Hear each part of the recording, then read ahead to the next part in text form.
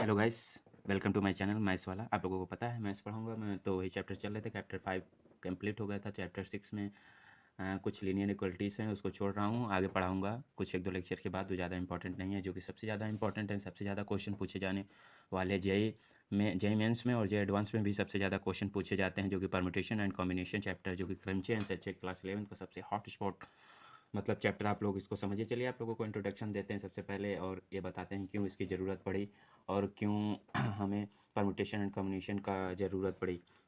क्या नाम है? परम्यूटेशन परम्यू परम्यूटेशन एंड कॉम्बिनेशन। क्या है परम्यूटेशन एंड कॉम्बिनेशन? परम्यूटेशन मतलब क्या है? अरेंजमेंट किसी भी चीज़ को अरेंज करना मतलब परम्यूटेशन कहलाता है। और कॉम्बिनेशन मतलब क्या है? सिलेक्शन, किसी भी चीज़ का सिलेक्शन करना। कॉम्बिनेशन मतलब सिलेक्शन एंड परम्यूटेशन मतलब अरेंजमेंट। तो एक साइंटिस्ट मैथमेटिशियन थे फॉरेन के, जो डार्विन, उन्होंने ये बताया था, every body of discover is a mathematical in form of because there is no other guidance we can have. मतलब कोई भी बॉडी किसी भी फॉर्म में नहीं होती, इसको हम अपने फॉर्म में अरेंज करते हैं और उसका अरेंजमेंट करते हैं उसे, इसीलिए हमें परम्यूटेशन एंड कॉम्बिनेशन की ज़रूरत पड़ी। तो इसकी डिफिनेशन हम बता रहे हैं। In permutation in permutation in permutation order is important in permutation order is important since जैसे 27 लिखा एंड 72, 27 को 72 भी लिख सकते हैं। 27 को 72 आर डिफरेंट दोनों का ऑर्डर डिफरेंट है। Numbers different number arrangements different number arrangement in combination order combination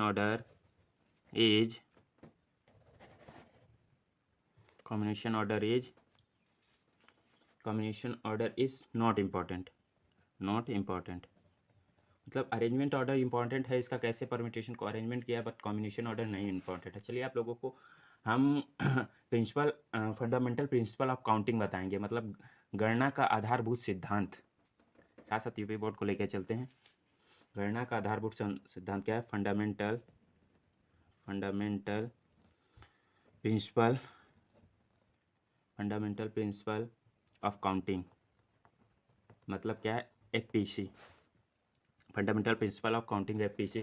तो इसमें जैसे आप लोगों को बताना चाहेंगे, हम एग्जांपल के स्टेशन ये है एंड ये स्टेशन बी है और ये कोई स्टेशन सी है, तो एम बेस ऐसे जाने के लिए, इसको जाने के लिए एम बेस है, मतलब एम रास्ता, इसको जाने के लिए एन बेस है, मतलब एन रास्ता है यहाँ तक। तो क्या है? Then by fundamental principle of counting, FPC, there are mn way to form to from station A to C, station A to C जाने के लिए mn principle way of form दिया था। आप इसमें एक और आप लोगों को कुछ इंपॉर्टेंट प्रॉपर्टीज बताएंगे, जैसे कि क्या होता है the number of permutation of n different things taken r at a time. जैसे कि एन पी आर लिखा जाता है, तो उसको क्या लिख सकते हैं? n-1 n-2 और डैश एन करके डैश एन आर प्लस 1। इसको क्या लिख सकते हैं? हम इसको क्या बोलेंगे? The number of permutation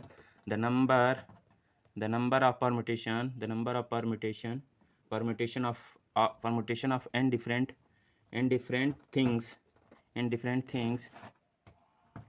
things are at a time different things are at a time where representation is allowed, where representation is allowed to given by representation is not allowed to given by npr। जो ऊपर formula बताएं वो representation allowed नहीं। Where जहाँ r की value 0 is greater than r and greater than equal to n. तो जैसे 5p2 है, तो इसको क्या लिख सकते हैं? 5p2 मतलब 5 × 4, 5 इसमें n हो गया और n-1 करना है, तो क्या कितना? 5-1 होगा, कितना होगा? मतलब 20, 4×5 = 20। ठीक है, तो बता दिए।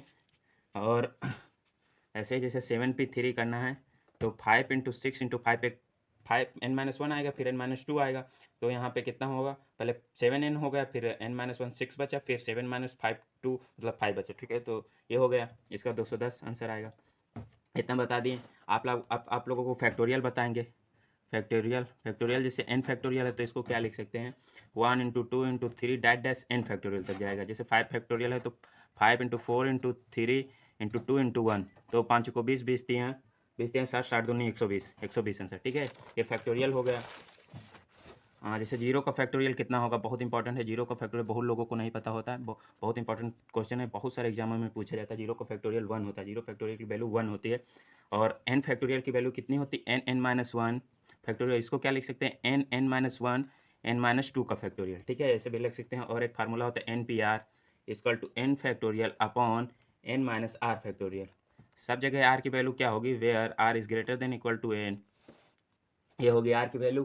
The number of permutation is different things, वही सेम आगे जो बताए थे, बोल दे रहा हूँ। But number of permutation of n different things taken r at a time where repetition is allowed, मतलब इसमें r जो होगा उसका रिपीटेशन अलाउड होगा।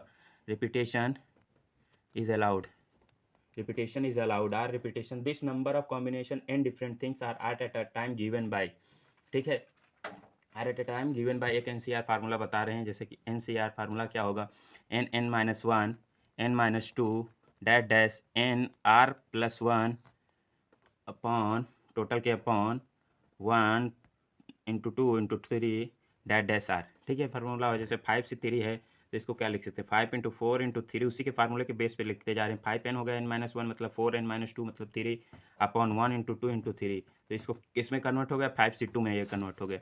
इसमें 5 से 2 में कन्वर्ट हो जाए, ये देख लीजिए, 5 से 2 में कन्वर्ट हो गया, 5 से 3।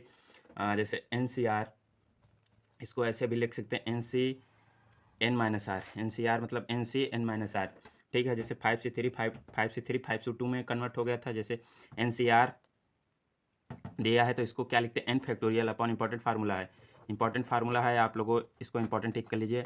NCR n factorial r factorial upon n-r factorial, ये इंपॉर्टेंट फार्मूला। NCR को बताए हैं n factorial upon r factorial, bracket के अंदर n-r फैक्टोरियल, ठीक है। ये बता दिए इतना। एक फार्मूला होता है NCR = NCS, कैसे लिख देते, तो r is replace by s, r is replace by NCR = NS हो तो r is replace by s। जैसे कि NC0 की वैल्यू कितनी होगी, 1 होगी, NC1 की वैल्यू n होगी, तो NC1 की वैल्यू n होगी, तो NCR + NCR-1 = n+1 upon CR। ये भी इंपॉर्टेंट है, इससे बहुत इंपॉर्टेंट क्वेश्चन जे एडवांस में पूछता है बहुत सारे, क्योंकि फार्मूला बहुत कम बच्चों को पता होता है। NCR + NR-1 = n+1 upon r, ठीक है। अब यहीं पे परम्यूटेशन एंड कॉम्बिनेशन पूरा मैंने आप लोगों को समझा दिया। आप लोग इसके ऊपर क्वेश्चन करिएगा, जो भी क्वेश्चन ना समझ में आए आप लोग कमेंट करिएगा, मैं आप लोगों को अगले लेक्चर में इसकी एक्सरसाइज सॉल्व करेंगे। Thank you for watching this video.